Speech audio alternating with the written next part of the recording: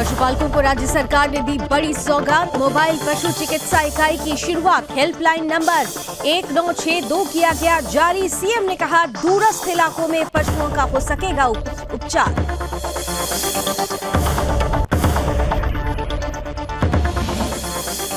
निगम के स्थापना दिवस समारोह में शामिल हुए सीएम। उत्तराखंड को ऊर्जा प्रदेश बनाने का लिया संकल्प। ऊर्जा के क्षेत्र में देश का अग्रणी राज्य बनाने का हो रहा प्रयास।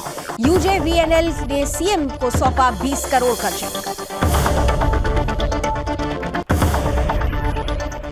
सरकार जल्द ही बेरोजगार युवाओं को देने वाली है नया तोहफा। 7,000 शिक्षकों को स्कूलों में करने जा रही है भर्ती। सीएम ने कहा 19,000 पद हैं रिक्त, भर दिया जाएगा जल्द।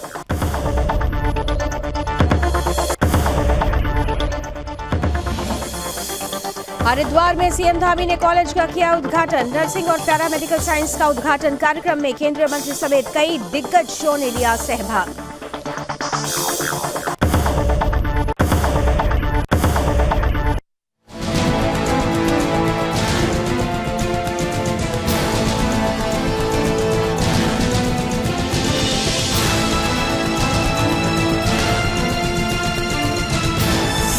आप देख रहे हैं सुदर्शन न्यूज। नमस्कार, अपना उत्तराखंड देख रहे हैं आप। आपके साथ मैं हूं लावनी विनीत। आइए बुलेटिन की शुरुआत इस वक्त की सबसे बड़ी और अहम खबर के साथ कर रहे हैं। उत्तराखंड में सुदर्शन न्यूज की खबर का असर बड़े रूप में हुआ है। हर वो बात जो सुदर्शन न्यूज तथ्यों के आधार पर रखता है उसका बड़ा असर होता है। और अब देखिए, उत्तराखंड कैबिनेट से सबसे बड़ी खबर ये आ रही है कि उत्तराखंड में धर्मांतरण कानून में सख्त संशोधन किए गए हैं। उत्तराखंड में अब जबरन धर्मांतरण संज्ञेय अपराध की श्रेणी में रखा जाएगा, जिसमें 10 साल की सजा का प्रावधान होगा। नए कानून में अगर कोई जबरन धर्मांतरण कराता है तो नए कानून के अनुसार उसे 10 साल की सजा का प्रावधान होगा। जबरन धर्मांतरण और लव जिहाद के मामले पर ऐसे में रोक लग सकती है। आपको यहां पर विशेष रूप से बताते चलें कि उत्तराखंड के चुनावों से पहले विशेष रूप से बिंदास बोल कार्यक्रम के जरिए और चलते चलते कार्यक्रम के जरिए सुदर्शन न्यूज के प्रधान संपादक सुरेश चौहान के जी ने मुख्यमंत्री पुष्कर सिंह धामी के सामने एक प्रश्न रखा था कि धर्मांतरण और लव जिहाद को लेकर सरकार कब संजीदगी दिखाएगी। तो इसका बड़ा असर हुआ है और अब इस कानून में बड़ा बदलाव, बड़ा प्रावधान। नए कानून के अंतर्गत 10 साल की सजा का प्रावधान के राज्य में है वो है ईसाई धर्मांतरण की, क्योंकि आपदा को अवसर में बदलना ये उनकी फितरत है। और उस फितरत का दुष्परिणाम ये हुआ है कि जहाँ पर एक भी ईसाई नहीं, वहाँ पर भी ईस्टर, वहाँ पर भी क्रिसमस मनाया जाता है। नहीं, देखिए, जो धर्मांतरण का जो कानून है हमारी सरकार ने उसको बनाया है, उसको और अभी सख्त करेंगे, जिससे कि इस प्रकार का जो धर्मांतरण है उस पर पूरी तरह से रोक लगनी चाहिए। और जो सेवा के नाम पर इस प्रकार का प्रपंच कर रहे हैं, इस प्रकार का धर्मांतरण का काम कर रहे हैं, ये अति पाप कर रहे हैं। इस पाप को हम रोकेंगे। देखिए, आपके फायदे की एक बात अभी तमिलनाडु के हाईकोर्ट ने कही है। कन्याकुमारी का जो जिला है वो डेमोग्राफिकली वहाँ पर 52% ईसाई हो गए। हाईकोर्ट ने ये कहा कि किसी व्यक्ति की इच्छा हो सकती है किसी धर्म में जाना, लेकिन अगर कोई समूह इसको कर रहा है तो अपराध है। तो आपके यहाँ पर भी समूह कर रहा है? नहीं, बिल्कुल, हमने कहा है कि ये पाप है और इस पर हम बिल्कुल बहुत सख्ती से कानून बनाएंगे। पाप की सजा तो वो देगा, अपराध की सजा तो आपको देनी है ना। हम इस प्रकार का जो हमने कहा कि हमने कानून बनाया है, उस कानून को इतना सख्त बनाएंगे कि कोई भी इसके अगर दायरे में आएगा तो निश्चित रूप से उसको सजा मिलेगी। आपको कार्यकाल ज़्यादा नहीं मिला, लेकिन आपके पहले भी आपकी सरकार थी, उस कानून में एक भी अपराधी अभी तक पकड़ा नहीं गया है। नहीं, मैंने कहा कि हम उसको निश्चित रूप से उसकी हमने समीक्षा करी है और हमने पुलिस विभाग को बहुत सारी ड्राइव चलाने के लिए भी कहा है। बहुत सारी ड्राइवें चल रही हैं, बहुत सारे उस पर काम चल रहा है। आगे चल के हम इसको और सख्त बनाने। तो देखा आपने प्रधान संपादक सुरेश चौहान के जी ने जिस धमक और हनक के साथ इस प्रश्न को उत्तर प्रदेश की सरकार के मुखिया पुष्कर सिंह धामी के सामने रखा। उन्होंने प्रॉमिस किया, वायदा किया कि आने वाले वक्त में सख्त सजा का प्रावधान होगा और उसी अपने वायदे को निभाते हुए अब 10 साल की सजा का प्रावधान है। लेकिन अब इम्प्लीमेंटेशन को लेकर बड़ा प्रश्न उठेगा। लेकिन इन सब के बीच जिस तरीके से सुप्रीम कोर्ट ने भी अब धर्मांतरण को देश के लिए बड़ा खतरा बताया है, इस कड़ी में उत्तराखंड सरकार का ये फैसला बहुत महत्वपूर्ण माना जा रहा है। सीधे रुख करते हैं, ब्यूरो चीफ कृष्णा कुमार इस वक्त हमारे साथ जुड़ चुके हैं। कृष्णा, पहले सुदर्शन न्यूज ने धमक और हनक के साथ ये प्रश्न, ये पूरा मामला उत्तराखंड सरकार के सामने रखा और आज उत्तराखंड सरकार की तरफ से ये बड़ा फैसला कैबिनेट ने सामने रखा है। किस तरीके से लिया जा रहा है राज्य में इस बड़े फैसले को? बिल्कुल लाभली, देखिए अगर मैं धर्मांतरण कानून की बात करूं तो सुदर्शन न्यूज़ के प्रधान संपादक सुरेश चौहान के जी ने 2017 में तब तत्कालीन मुख्यमंत्री त्रिवेंद्र सिंह रावत से सवाल किया था कि राज्य में ईसाई मिशनरियां जो है वो काफ़ी ज़्यादा एक्टिवेट है और जगह जगह पर धर्मांतरण का खेल चल रहा है। तब मुख्यमंत्री त्रिवेंद्र सिंह रावत ने दिल्ली से देहरादून आते ही कैबिनेट बैठक करके धर्मांतरण पर कैबिनेट बनाया था। तब भी सुदर्शन न्यूज़ का और बड़ा असर हुआ था, यानी कि सुदर्शन न्यूज़ की वजह से ही मुख्यमंत्री के संज्ञान में पूरा मामला आया था। तब धर्मांतरण पर कानून बना, लेकिन इतना सख्त कानून नहीं बना। तो उसके बाद भी देखिए धर्मांतरण का सिलसिला थम नहीं रहा था। खुद सुरेश चौहान के जी ने मुख्यमंत्री पुष्कर सिंह धामी जी को भी इस पर अवगत कराया, उनसे तमाम सवाल किए कि कैसे इतनी मिशनरियां जो एक्टिव है, समूह जो है यहाँ पर काम कर पा रहे हैं। तब उन्होंने वादा किया था कि हम इस कानून जो है वो और सख्त बनाएंगे। तो देखिए अब से कुछ देर पहले खुद मुख्यमंत्री पुष्कर सिंह धामी की कैबिनेट में जो है वो मोहर लग गई है। अब धर्मांतरण पर हम देख सकते हैं कि 10 साल की सजा का जो है वो प्रावधान पास किया गया है, जिसकी लंबे समय से मांग भी चल रही। तो चारों तरफ उत्तराखंड में इस फैसले का आज स्वागत हो रहा है, क्योंकि धामी ने जैसे ही वादा किया था कि हम इस पर कानून बनाएंगे, तो तमाम लोगों को एक आस थी कि धर्मांतरण पर जो है वो सख्त कानून होगा। जब भी हमारे प्रदेश से ईसाई धर्मांतरण पर रोक लगेगी, उस पर थोड़ी बहुत रुकावट आएगी और लव जिहाद के मामले भी ऐसे में रुकेंगे। क्योंकि हम देखते हैं कि तमाम लड़कियां जो होती है वो धर्म परिवर्तन करके मुसलमान बन जाती है या उनसे जबरन धर्म परिवर्तन उनसे कराया जाता है, उन पर दबाव डाला जाता है। तो ऐसे मामलों में अब कमी देखने को मिली है, क्योंकि लगातार देखिए सुदर्शन न्यूज़ लावनी हमेशा से ऐसे मुद्दे ही उठाता हुआ आया है और उठाते हैं हम जब तक रहेंगे, जब तक धर्मांतरण उत्तराखंड में पूरी तरीके से नहीं रुकेगा। लावनी, बिल्कुल, सुदर्शन न्यूज ऐसे मुद्दों को उठाता रहा है और हिंदू और हिंदुत्व के लिए जो कुछ भी आवाज उठाने की जरूरत है उसमें बल तब मिल जाता है जब सरकारों की तरफ से भी हमारी बात को जानते समझते हुए महत्वपूर्ण कदम उठाए जाते हैं और इसी कड़ी में इस फैसले को लिया जाएगा। लेकिन जिस तरीके से सख्त सजा का प्रावधान तो हो गया है कृष्णा, लेकिन इस सजा के लिए इंप्लीमेंटेशन एक बड़ी चुनौती होगी, क्योंकि पहले भी हमने देखा है कि कई राज्यों में इस तरीके की सजा का प्रावधान हुआ, यूपी में भी हम देख रहे हैं, लेकिन मामले रुकते नहीं हैं। ऐसे में सरकार की तरफ से इंप्लीमेंटेशन को लेकर एक बड़ा चैलेंज होगा। कृष्णा, बिल्कुल लावनी, देखिए अभी जो कानून के प्रावधान थे, अगर हम उसकी बात करें वर्तमान की, तो उसमें 3 से लेकर 10 साल तक की सजा थी और उसमें सबसे पहले शिकायतकर्ता को कोर्ट में एक प्राथमिकी दर्ज करनी पड़ती थी पुलिस के लिए, ताकि पुलिस उनसे FIR दर्ज कर पाए, ताकि फिर बाद में जो है वो कोर्ट आदेश करती थी पुलिस चौकी को या पुलिस थाने को कि इस मामले में जो है वो प्राथमिकी दर्ज करके आगे की कार्यवाही की जाए। अब शिकायतकर्ता सीधा थाने में ही जाके रिपोर्ट दर्ज करवा पाएगा, यानी कि अब पुलिस के हाथ जो पहले बंधे हुए थे कि पुलिस डायरेक्ट FIR नहीं कर सकती थी, लेकिन अब पुलिस सीधा FIR कर सकती है। तो हम देख सकते हैं कि इसमें मामले में अब कार्यवाही हो सकेगी, क्योंकि वर्तमान की अगर हम बात करें तो इस कानून के दायरे में एक भी अपराधी जेल में नहीं है। जैसे ही सुरेश चौहान के जी ने मुख्यमंत्री पुष्कर सिंह धामी को भी कहा था, जब देखिए उन्होंने कहा था कि हम सख्त कानून बनाएंगे, अब उन्होंने सख्त कानून बनाया है। पुलिस को भी उन्होंने जांच पर लगाए थे कि कहां पर क्या कमी आ रही है, किस क्षेत्र में धर्मांतरण सबसे ज्यादा हो रहा है। क्योंकि मैं आपको बता दूं, कुछ समय पहले देहरादून के एक चर्च में मेरे ऊपर भी हमला हुआ था, उसके बाद देखिए रुड़की में हिंदू संगठनों के ऊपर एक चर्च में हमला हुआ था। तब मामले जो है ऐसे धर्मांतरण के काफी ज्यादा उजागर हुए, सरकार की नॉलेज में आए। सरकार ने तब एक पुलिस प्रशासन से एक तरीके से जांच बिठवाई थी। पुलिस प्रशासन ने अपनी रिपोर्ट जो है वो कल शाम सरकार को सौंपी है, जिस पर आज कैबिनेट की मोहर लग गई है। अब देखने वाली बड़ी बात यही होगी लावनी कि पुलिस प्रशासन अब कार्यवाही कब करेगा, क्योंकि पहाड़ से लेकर मैदान तक हर गली मोहल्ले में ईसाई मिशनरियां जो है वो एक्टिव है। उनकी चैन कब टूटेगी, क्योंकि हम देखते हैं कि केरला से और देश विदेश से जो है वो फंडिंग यहाँ के चर्चों के पास आती है, चर्च के पास्टर्स के पास आती है, फिर और धर्मांतरण का सिलसिला फिर चला जाता है। गरीब लोगों को स्पेशली जो है SC ST समाज को टारगेट करके उनको ईसाई धर्म में कन्वर्ट जो है वो किया जा रहा है। अब देखना होगा कि पुलिस कब इन बड़े षड्यंत्रों को और कब चर्च के पास्टरों को गिरफ्तार करके जेल की सलाखों में पहुंचाएगी और कब धर्मांतरण के बड़े-बड़े खुलासे करेगी। ये प्रावधान कहीं ना कहीं से उत्तराखंड देवभूमि में बढ़ते हुए धर्मांतरण पर लगाम लगाने में, रोक लगाने में एक महत्वपूर्ण कड़ी जरूर प्रमाणित होगा। बहुत बहुत धन्यवाद कृष्णा हमारे साथ जुड़ने के लिए और विस्तार से इस खबर को हम तक साझा करने के लिए।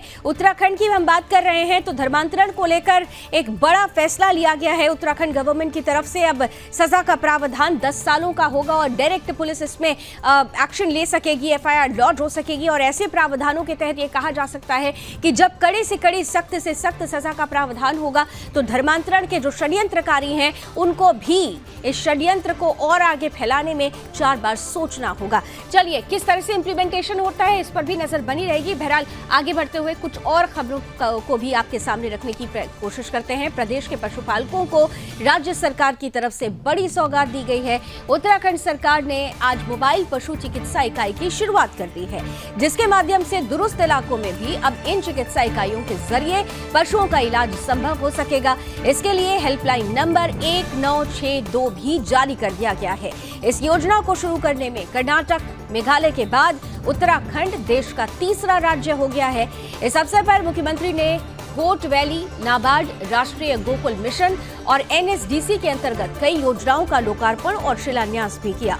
कार्यक्रम में बतौर मुख्य अतिथि पहुंचे केंद्रीय राज्य मंत्री संजीव बालियान ने कहा कि ये प्रदेश की चिकित्सा व्यवस्था के लिए मील का पत्थर साबित होगी। वहीं मुख्यमंत्री पुष्कर सिंह धामी ने कहा कि इन चिकित्सा इकाइयों के जरिए जो पशुधन की हानि होती है उस पर काफी हद तक अंकुश लग सकेगा और दूरस्थ इलाकों में पशुओं का उपचार संभव हो सकेगा। कार्यक्रम में पशुपालन मंत्री सौरभ बहुगुणा भी उपस्थित रहे। पहले चरण में 60 चिकित्सा इकाइयों को प्रदेश के 13 जिलों में भेजा जा रहा है, जबकि खेप में 60 और चिकित्सा इकाइयों को भेजने की रूपरेखा तैयार की जा चुकी है।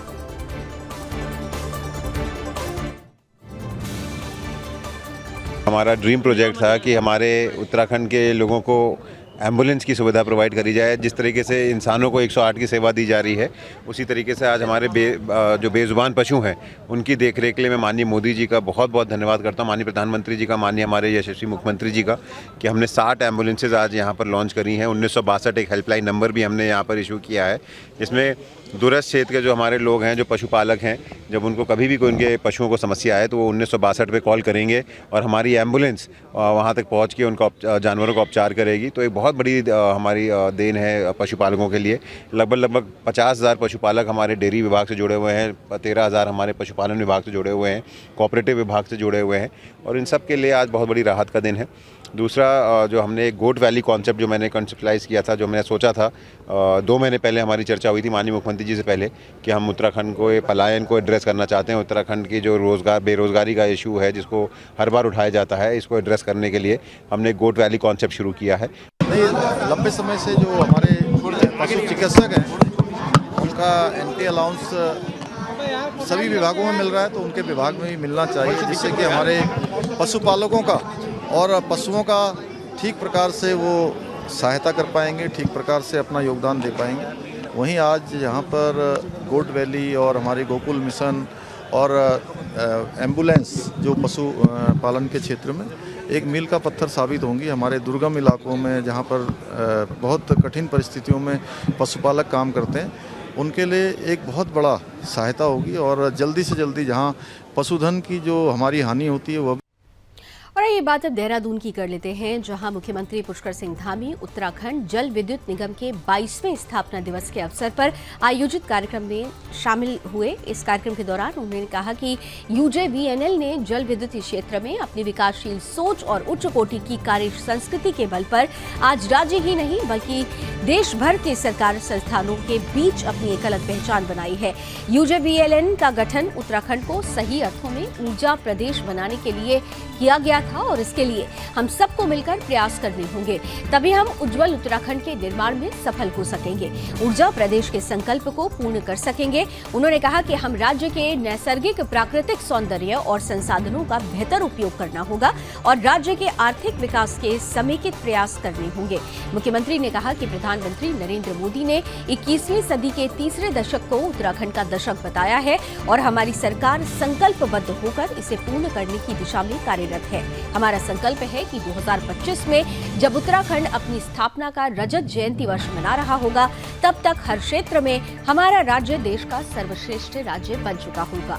उस लक्ष्य को पूर्ण करने के लिए हमारे प्रयास निरंतर जारी हैं।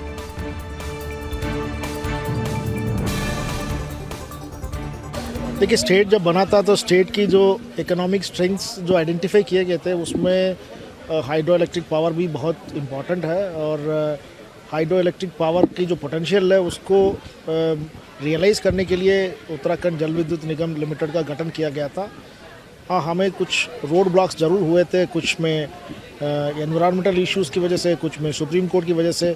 हम लोग धीरे धीरे उस सबको ओवर को बढ़ाने के लिए चरणबद्ध तरीके से रोड मैप बना रहे हैं। वो हमारे ऊर्जा के क्षेत्र में काम करने वाले हों, शिक्षा के क्षेत्र में काम करने वाले हों, या सड़क के क्षेत्र में, परिवहन के क्षेत्र में, किसी भी क्षेत्र में, कृषि के क्षेत्र में काम करने वाले अधिकारी हों, कर्मचारीगण हो, उत्तराखंड की आम जनता हो, सबका इसमें सबकी सहभागिता चाहिए, सबका सहयोग चाहिए, सबका आशीर्वाद और मार्गदर्शन चाहिए। उसके बल पर ही हम हिंदुस्तान के श्रेष्ठ राज्य बन सकते हैं। और भगवान के द्वारा हमको दिया हुआ सब कुछ है। जहाँ देखिए इतनी सारी हमारी जहाँ जल विद्युत में परियोजनाएं और बन सकती हैं, उसके लिए हमारे पास लगातार बहने वाली, लगातार प्रभाववान नदियां हैं। जहाँ हमारे पास पर्वतों की एक बड़ी श्रृंखला है, हिम शिखर हैं, ग्लेशियर हैं, वहीं हमारे पास वनों से आच्छादित ये भूमि है।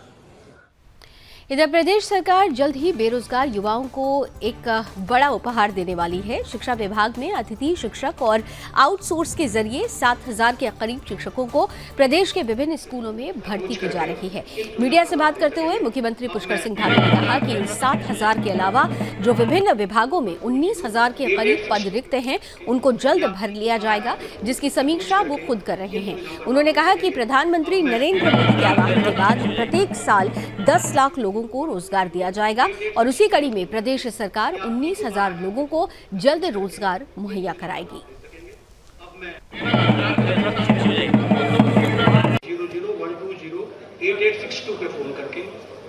पहले से कह रहे हैं कि हमें अभी तुरंत लगभग 19,000 जो हमारी इन 7,000 के अलावा जो 19,000 पद हमारे रिक्त हैं, हमारा संकल्प है कि हम जल्दी से जल्दी उसको पूरा करेंगे। देश के अंदर जहां माननीय प्रधानमंत्री जी ने 1 साल के अंदर 10 लाख लोगों को रोजगार देने का संकल्प लिया है, उसी कड़ी में उत्तराखंड के भी जितने हमारे सरकारी विभाग हैं सभी की मैं स्वयं समीक्षा कर रहा हूं और जहां भी हमारे पद खाली हैं उन पर भर्ती की प्रक्रिया। इधर 20 नवंबर से शुरू हो रहे विधानसभा सत्र को लेकर विधानसभा अध्यक्ष रितु खंडूरी ने कहा कि विधानसभा सचिवालय की सत्र को लेकर सभी तैयारियां कर ली गई हैं। उन्होंने सभी विधायकों से यह अपील की है कि विधानसभा सत्र की कार्रवाई को ठीक प्रकार से चलाया जाए ताकि प्रदेश के मुद्दे उठाए जा सकें।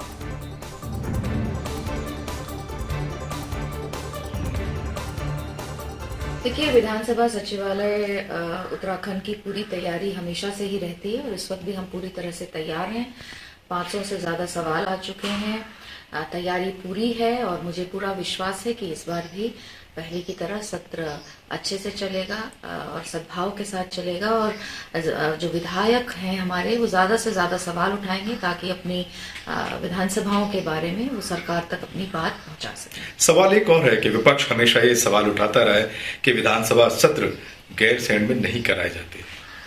देखिए, मैं बार बार इस बात को कह चुकी हूँ कि चीज़ों को बहुत ज़्यादा पॉलिटिकली हम ना देखें, देखना भी नहीं चाहिए, मुद्दे नहीं बनाने चाहिए। हाँ, जेन्युइन चीज़ों को ज़रूर बोलना चाहिए। इस बार भी हम जो है प्रयास कर रहे हैं कि जो अगला हमारा सत्र हो वो गैरसैंण में हो। इस बार मौसम बहुत ठंडा था, इस कारण से हम लोगों ने जो सत्र है वो देहरादून। इधर धर्मनगरी हरिद्वार में दिव्य सेवा प्रेम मिशन की तरफ से बनवाए गए divine college of nursing and paramedical science का उद्घाटन मुख्यमंत्री पुष्कर सिंह धामी ने किया। कार्यक्रम में केंद्रीय मंत्री महेंद्र पांडे, उत्तराखंड कैबिनेट मंत्री धन सिंह रावत, प्रेमचंद अग्रवाल सहित स्वामी रामदेव, आचार्य बालकृष्ण और कई हस्तियां मौजूद रहीं। इस दौरान सीएम धामी ने कहा कि इस कॉलेज के बनने से छात्रों को काफी सुविधा मिलेगी।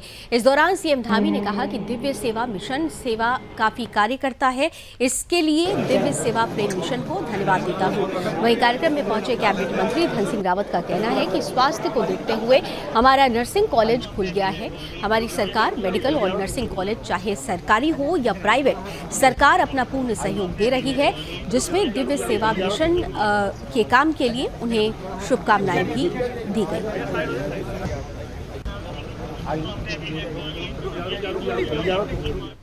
पंच केदारों में द्वितीय केदार के नाम से विख्यात भगवान मद्महेश्वर के कपाट बंद करने की तैयारियां शुरू कर दी गई हैं।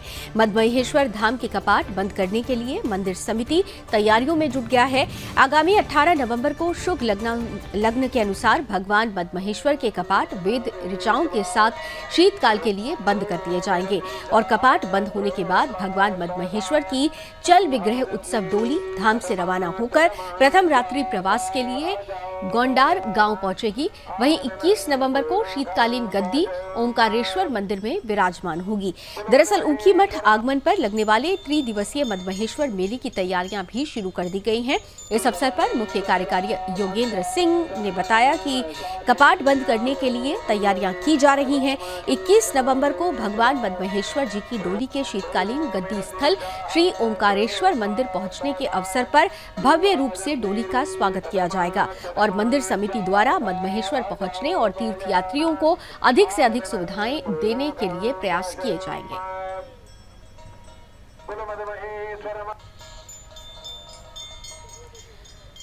बात पौड़ी की करेंगे, जहां जिलाधिकारी आशीष चौहान ने लैंसडाउन क्षेत्र की पटवारी वंदना टमटा पर बड़ी कार्रवाई की है।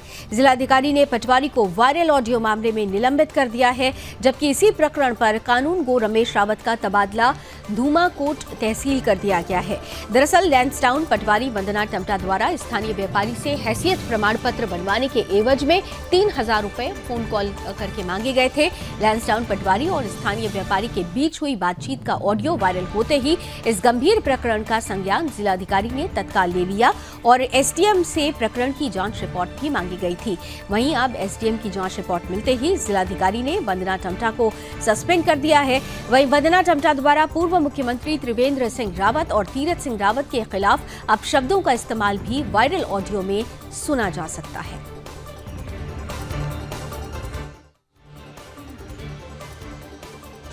इस संबंध में जैसा मैंने पहले भी बताया कि उप जिलाधिकारी लैंसडाउन से इस संबंध में आख्या मांगी गई और उनकी आख्या के बेसिस पे अभी पटवारी को निलंबित करते हुए इसमें एक जांच हमारी हो रही है, जिसमें कानूनगो को ट्रांसफर किया गया और पटवारी इसमें निलंबित है। उप जिलाधिकारी पौड़ी के माध्यम से इसमें जांच की जा रही है। सितंबर माह में तहसील परिसर में गया था हैसियत प्रमाण पत्र बनवाने हेतु और जिसके लिए मेरे से वहाँ पर अधिकारियों के द्वारा कानून को वगैरह इन सब के द्वारा 3000 रुपये हैसियत प्रमाण पत्र के लिए मांगे गए थे कि 3000 रुपये लेकर के तहसीलदार साहब उसमें हस्ताक्षर करेंगे और जिसका मैंने विरोध किया था। विरोधी द्वारा जांच के आदेश दिए गए थे और जांच के आदेश के बाद क्या आपका अभी कोई बयान वगैरह लिया गया कुछ? 10 तारीख की शाम को 6 बजे मैंने तहसील परिसर में तहसीलदार महोदय को बयान दे दिए हैं। क्या बयान दिया है आपने? मतलब मैंने जो भी सत्य है कि मैं कितनी बार तहसील गया था, कितनी बार उन्होंने मेरे को कागजों के लिए बोला था। इधर पौड़ी के जिलाधिकारी अभिषेक रूहेला के निर्देशों के क्रम में सरकार जनता के द्वारा कार्यक्रम के तहत सीडीओ गौरव कुमार की अध्यक्षता में बहुउद्देशीय शिविर आयोजित किया गया। इस शिविर में 46 शिकायतें और समस्याएं दर्ज की गई, जिसमें से अधिकांश समस्याओं और शिकायतों का निस्तारण जिला स्तरीय अधिकारियों की उपस्थिति में किया गया। सीडीओ ने संबंधित विभाग के अधिकारियों को निर्देशित करते हुए कहा कि जिन शिकायतों और समस्याओं का निस्तारण शिविर में नहीं हुआ है, उनका निस्तारण 15 दिन के भीतर करना सुनिश्चित किया जाए। साथ ही निस्तारण की सूचना संबंधित शिकायतकर्ता को भी देने के निर्देश दिए गए। दरअसल चिन्याली सौड ब्लॉक के एक गांव में शिविर का आयोजन किया गया था। वहीं ग्राम प्रधान ने जुड़ंगा से तराकोट सड़क मार्ग का डामरीकरण कराने की मांग उठाई और पीएमजीएसवाई विभाग से सड़क मार्ग के निर्माण में आई कृषि खेती का मुआवजा दिलाने की मांग की गई थी। सुनारकोला में सिंचाई नहर की मरम्मत कार्य करने और जंगली जानवरों से फसलों की सुरक्षा के लिए घेर बाड़ निर्माण कराने की मांग की गई। बहुउद्देशीय शिविर में विभागों द्वारा विभागीय स्टॉल स्थापित कर सरकार की जन कल्याणकारी योजनाओं की जानकारी भी आमजन को प्रदान की गई, जिसमें स्वास्थ्य विभाग के द्वारा 134 लोगों का स्वास्थ्य परीक्षण भी किया गया और साथ ही निःशुल्क दवाइयां भी वितरित की गई।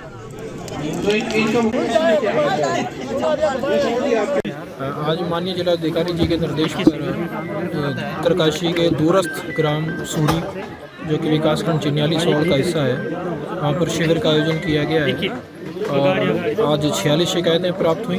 अधिकांश शिकायतें पीएमजीएसवाई, जल निगम या विद्युत से संबंधित थी। इनमें से अधिकांश शिकायतों का निस्तारण कर दिया गया है बाकी शिकायतों के लिए टाइमलाइन तय कर दी गई है कि उतने समय के अंतर्गत अपने निस्तारण करेंगे और निस्तारण आख्या से शिकायतकर्ता को तथा माननीय जिलाधिकारी महोदय को अवगत कराएं।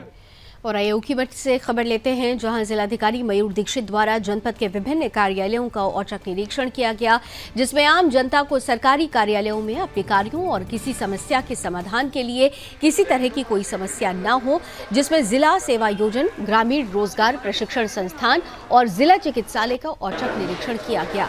खाद्य सुरक्षा कार्यालय के निरीक्षण के दौरान जिलाधिकारी ने उपस्थिति पंजिका का निरीक्षण भी किया। वहीं जिला अभिहित अधिकारी मनोज कुमार सेमवाल समय से कार्यालय में उपस्थित नहीं थे, ऐसे में उनकी अनुपस्थिति दर्ज की गई। स्पष्टीकरण उपलब्ध कराने के लिए भी निर्देश दिए गए।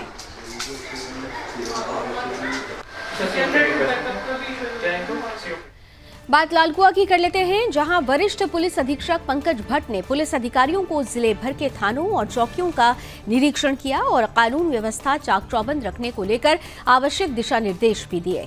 वहीं हल्द्वानी एसपी सिटी हरवंश सिंह ने क्षेत्रों का निरीक्षण किया और स्थानीय लोगों की समस्याएं सुनी। साथ ही अपराधों की रोकथाम, अपराधियों और नशा तस्करों की धरपकड़ और महिला सुरक्षा और सत्यापन को लेकर भी चर्चा की गई। इस दौरान एसपी सिटी ने पुलिस अधिकारियों से कहा कि उधम सिंह नगर से सटे हुए होने के कारण बाहरी लोगों की आवाजाही के चलते नशा तस्करों की गतिविधियां यहां ज्यादा रहती हैं और ऐसे में पुलिस को ज्यादा सतर्क रहने की जरूरत है।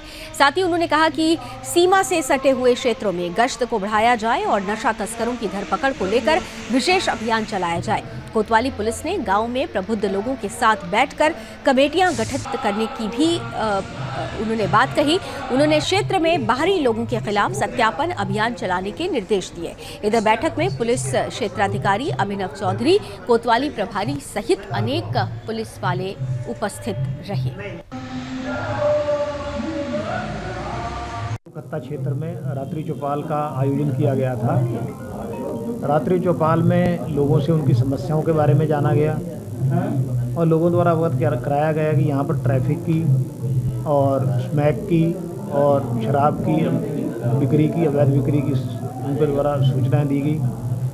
मेरे द्वारा क्षेत्राधिकारी लालकुआ और इंस्पेक्टर लालकुआ को बताया गया कि जो जनमानस जो सूचनाएं दे रहे हैं उन सूचनाओं पर कार्य किया जाए और मुझे पूरी आशा है कि हमारे जो यहाँ के लोकल के अधिकारी हैं इस पे अच्छे से कार्रवाई करेंगे, ट्रैफिक को भी रेगुलेट करेंगे और स्मैक की भी जो भी सूचना प्राप्त होती है और शराब की जो भी सूचना प्राप्त होती है उस पर तुरंत कार्रवाई करेंगे।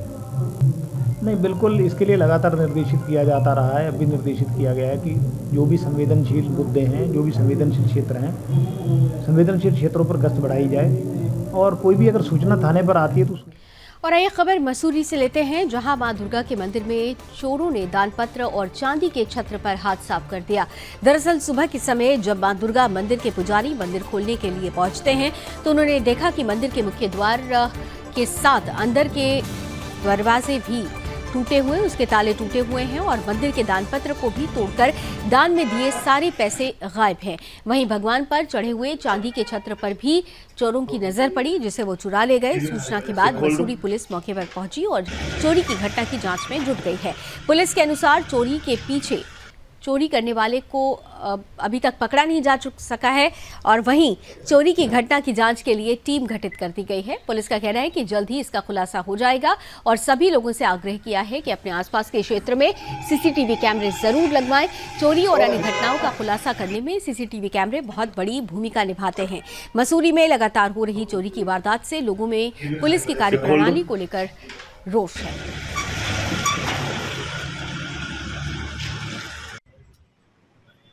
वाकया रात का होगा। मैंने रात को आरती उड़ती की थी और आरती करने के बाद जैसे मैं मंदिर का कुंड बंद करके कमरे में गया तो विश्राम करने के लिए गया। सुबह जैसे मैंने आरती के लिए मंदिर के कवाट खोले तो बिल्कुल मंदिर बिल्कुल तहस महस हो रखा था, पूरा मंदिर तोड़ा हुआ था। यहाँ से जो दान पात्र है वो भी बिखरा हुआ था, सारा दान पात्र गायब है। क्या क्या चोरी हुआ है यहाँ से?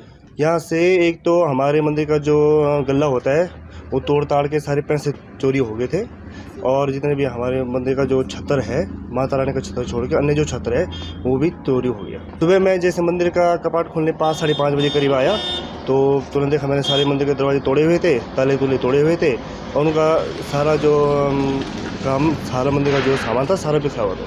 हाँ, हमने अपने अध्यक्ष जी को फ़ोन किया था, सुनील जी को, प्रेम जी को फ़ोन किया था, तो उन्होंने तुरंत ही पुलिस वालों को फ़ोन किया। और चलिए इसी के साथ अपना उत्तराखंड में अभी बस इतना ही, लेकिन देश और दुनिया की तमाम खबरों के लिए आप जुड़े रहिए सुदर्शन न्यूज के साथ। जय हिंद।